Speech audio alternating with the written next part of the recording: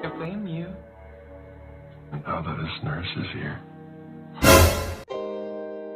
Halo Babat Toker dimanapun kalian berada, apa kabarnya? Jumpa lagi bersama saya Bonol and gak suka pakai sempak. Sudahkah kalian hari ini berolahraga? Kalau saya sih udah olahraga rahang pakai gorengan cocol saus sambal yang diberi air sedikit. Mantap pokoknya. Kali ini saya mau membahas sebuah film yang rilis 2022 berjudul gak tahu cara membacanya, entah itu starter atau seret, yang pasti ini judulnya. Dalam film ini menceritakan psikopat cantik yang akan haus kekayaan, sampai-sampai dia tega membantai siapa saja yang dirasa menghalanginya. Penasaran? Mari angsorotkan kolor, selonjorkan cokor, dan bakeko.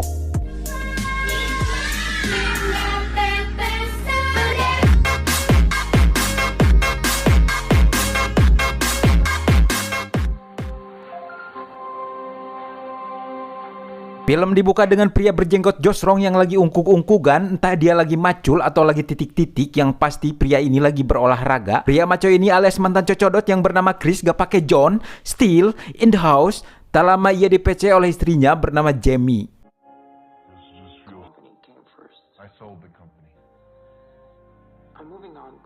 Jamie meminta Chris untuk segera menandatangani surat cerai, namun Chris gak mau karena Chris masih sayang sama Jamie. Jamie pun mengatakan bahwa ia sudah melupakan Chris dan sudah mempunyai lelaki lain. Malam harinya Chris yang sedang dilanda nyeri hati atau kerennya broken heart, sakit hati dan sejenisnya, ia pun mampir ke Alpasrah untuk membeli Kinder Joy rasa mengkudu kesukaannya. Namun matanya gak sengaja melihat sosok awewe herang atau wanita cantik burhai mempesona dengan rambut sedikit basah yang membuat otak si Chris ini sedikit berhayal. Mamang Chris pun memberanikan diri saking terpananya melihat si wanita ini, yang pada akhirnya mereka saling bertukar nama dan nomor WA bisnis. Entah itu bisnis bujur atau bisnis kupat tahu di Sanguan. Diketahui wanita ini bernama Sky gak pakai ter, yang ternyata Sky ini masih umur belasan tahun dan suka belanja di Alpasrah itu. Selesai berkenalan dan belanja, Sky kelihatan resah karena sang ojol tak kunjung datang. Chris yang melihat kesempatan itu bagaikan si Tom melihat si Jerry. Begitu juga si Chris melihat si Sky adalah makanan empuk dan hangat. Oh shit. Park right over there. You want to ride? Okay. My Uber just canceled. Di mobil, Sky bercerita bahwa ia lagi berantem sama teman sekamarnya bernama Lucy. Sampainya di sana, Sky yang kelihatan ragu untuk masuk ke dalam. Chris pun iseng mengajak Sky untuk main ke rumahnya.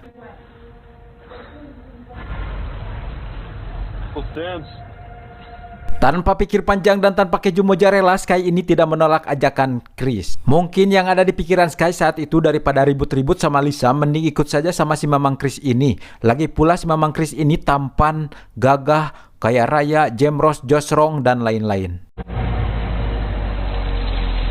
Tak lama sampailah di rumah Chris yang berada di puncak, karena memang Chris ini selain tampan, kaya raya, ia juga gak suka keramaian. Should I let it breathe? Thank you. Ngobrol-ngobrol lah mereka sambil minum topi oleng, dan pada saat itu juga kebetulan lagi musim dingin. Time for moving with a total stranger. Shit, what time is it? Tak terasa malam sudah larut. Sky pun meminta Chris untuk mengantarnya pulang, namun Chris yang sudah lama tidak mengeluarkan zat-zat berbahaya, ia pun merayu Sky untuk menginap. Lagi-lagi dengan tidak menolak dan wajah sumringah balas bunga, Sky pun menginap dan terjadilah penanaman benih-benih mentimun megalodon.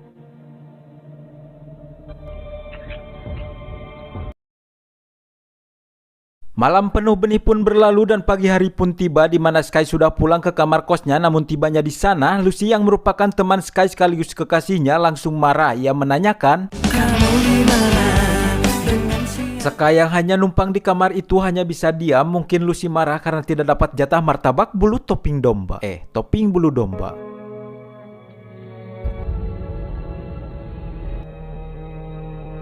Malam hari pun tiba lagi. Di sana terlihat Mamang Chris lagi mencari Sky di tempat kerjanya. Setelah bertemu, Sky mengatakan pada Chris bahwa ia adalah parabola alias parawan dibobol tehela atau lebih tepatnya barang rusak. Namun Chris tidak peduli karena Chris sudah terlanjur cinta. Begitupun dengan Sky, walaupun tahu Chris adalah dunaktu alias duda anak satu, Sky pun tidak memperdulikannya. I had parents, but Chris. Setibanya di parkiran, betapa ngejenghoknya si Chris ini mendapati mobilnya ada yang mau nyuri. Sontak saja Chris ini mengheikannya. Namun si pencuri itu malah melotot poporongos pepe dengkreng tur popolontong. Hey! The ladies detective? Huh? Alright, forget. Kill you!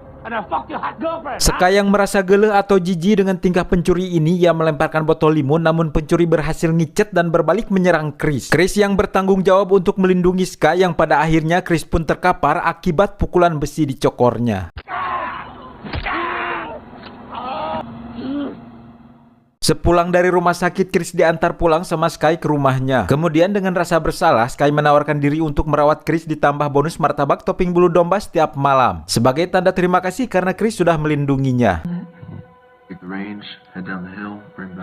Singkatnya, Sky kembali ke kosannya untuk mengemasi barang-barang, sementara Lisa melihat itu langsung naik darahnya sampai langit ketujuh karena Lisa tahu bahwa Sky punya pasangan baru. Sebagai tanda perpisahan dan mempersingkat agar masalah tak berkepanjangan atau bahasa Inggrisnya ngabebenjokeun, Sky pun langsung mendudut Lisa mengajaknya untuk mengadu martabak lebruknya. Singkat cerita lagi, Sky pun sudah kembali ke rumahnya Chris untuk merawat kaki dan taunnya, dan Sky pun sudah menjadi kabogohnya Chris.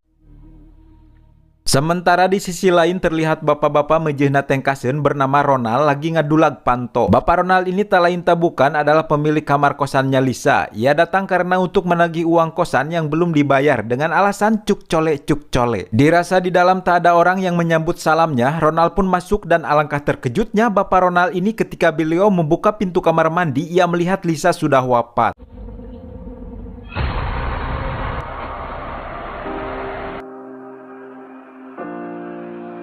Polisi pun datang dan menyatakan bahwa Lisa bunuh diri. Polisi juga memeriksa identitas Sky di Detubes namun tidak menemukannya. Sontak saja Ronald merasa heran.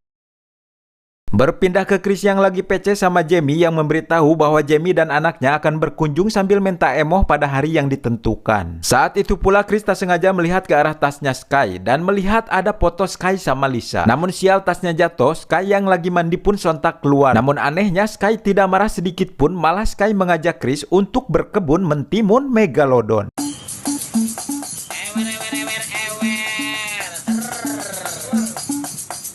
Esok harinya Chris yang baru hudang atau bahasa kerennya bangun tidur melihat HP-nya tidak ada. Saat Chris cari ke sana sini, tak sengaja ia melihat berita di TV bahwa wanita yang ada di foto itu bersama Sky bernama Lisa telah wafat dan tidak akan hidup lagi. Tak lama Sky datang habis membeli bayawak geprek. Sontak saja Chris memberitahukan tentang kematian Lisa. Namun Sky biasa aja dengan ekspresi datarnya sedatar halaman rumah Pak RT di kampung saya. Chris yang melihat ekspresi Sky tentu saja merasa heran dan berkata dalam hatinya, kok gak terkejut, minimal histeris gitu sambil menggabruk saya, pan lumayan. Dan dari situlah Sky dengan watadosnya atau wajah tanpa dosanya mengatakan dengan terang-terangan bahwa dirinya lah yang telah membunuh Lisa. Because I'm the one who killed her. Here, have some. Dan dengan mengejutkan, Sky juga mengatakan bahwa target korban perampokan berikutnya adalah Chris. Ia juga mengatakan bahwa minggu-minggu sebelumnya Sky sudah memantau Chris pakai teleskop. Ia sudah tahu gerak-geriknya Chris selama di rumah, mulai dari jam tidur, makan, minum, modal, dan ngorongnya Chris pun Sky sudah tahu semuanya. Dari awal ketemu di Al-Pasrah, ternyata itu bukan sebuah kebetulan, melainkan itu rencana yang sudah direncanakan sebelumnya. Chris yang mendengar itu sontak marah dan meminta Sky keluar dari rumah itu, namun Sky yang telah menguasai fitur-fitur canggih rumah itu yang dikendalikan dari sebuah HP canggihnya Chris, yang pada saat ini berada dalam genggaman Sky. Get that back.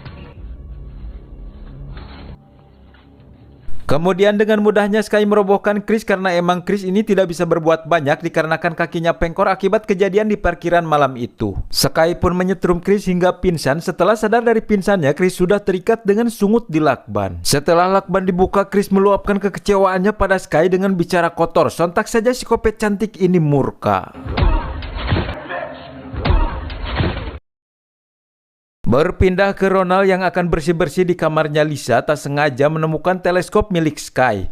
Setelah teleskop itu ditoong, beliau pun melihat Sky dan kelakuannya pada Chris. Kemudian Sky meminta seluruh katasan di ruangan di rumah itu, namun Chris tidak mengatakannya. Dengan sadis Sky langsung mengebor kaki pengkornya Chris. I need all your power. Singkatnya seluruh uang di bank sudah disedot dan Sky pun memanggil kawannya datang ke rumah Chris untuk mengangkut barang-barang berharga seperti sempak rabet, katel bolong, panamal panci, keke sederdok, teko hurik, ayakan, buhu, dudukui, congkrang, tampir, jojodok, dulang, dan yang lainnya. Setelah ditengok-tengok, ternyata pria itu adalah pencuri yang sudah memengkori kakinya Chris. Ternyata kejadian di parkiran itu adalah sebagian dari rencananya Sky. Esoknya saat Sky pergi keluar, diam-diam Ronald masuk ke rumah dengan cara memecahkan kaca dengan batu. Berhubung rumah itu penuh dengan fitur, tentunya sistem keamanan yang terhubung ke HP pun muncul. Otomatis Sky pun putar balik.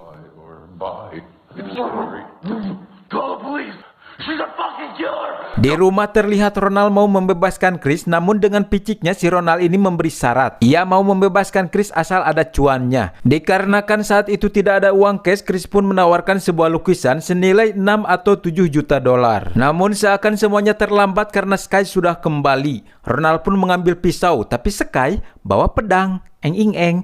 Dirasa tak sebanding, akhirnya Ronald pergi ke lantai atas serta membawa lukisannya. Sky yang lagi mengejar Ronald dan Chris tidak menyia-nyiakan kesempatan itu untuk kabur. Dengan usahanya untuk melepaskan diri, akhirnya Chris pun berhasil kabur menggunakan motor salju. Sedangkan Ronald ia terpojok di sudut ruangan atas. Tanpa banyak curhat, Sky pun menyerang dan Ronald pun berusaha melawan. Namun percuma karena pada dasarnya Sky ini jago pedang, yang pada akhirnya Ronald pun wafat. Innalillahi wa inna ilaihi roji'un. Kembali ke Chris yang sedang gaspol, tiba-tiba ia menabrak batu yang membuat dirinya terpental. Namun beruntung ada pria asing menolongnya. Chris pun meminta pada si pria itu untuk menelepon 911. Saking paniknya Chris hingga tak menyadarinya bahwa Chris dibawa kembali ke rumah puncak. Dan ternyata pria ini masih komplotan psikopat cantik ini. Alamak, malang kali kau nasib ini, Chris. Chris pun dipukul, didagor-dagor hingga pingsan. Setelah saya baca-baca, ternyata pria ini adalah bapak tirinya Sky bernama Bastian. Ini orangnya.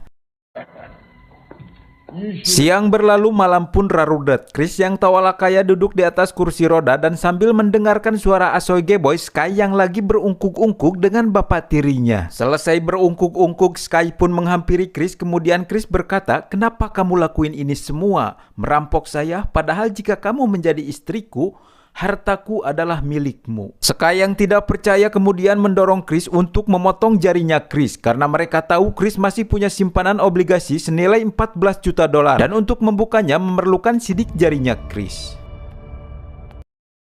Esok paginya Jamie dan anaknya bernama Willow, mereka berkunjung ke rumah Chris. Otomatis Sky dan Bastian menahannya. Selesai jari dibekukan, mereka langsung on the truth ke bank guna pencairan. Dalam gudang tahanan, Chris melihat ada lubang ventilasi dan mereka pun sepakat untuk memasukkan Willow untuk membuka kunci. Karena Willow sering diberi pais enog kamarang, jadi dia sangat pintar dan pemberani. Singkat cerita, Sky dan Bastian sudah berada di bank dan berhasil konfirmasi kepemilikan pakai jarinya si Chris. Namun pas dibuka brankas itu ternyata isinya cuma selembar kertas yang ditulis Jamie tentang pembagian harta godok gini.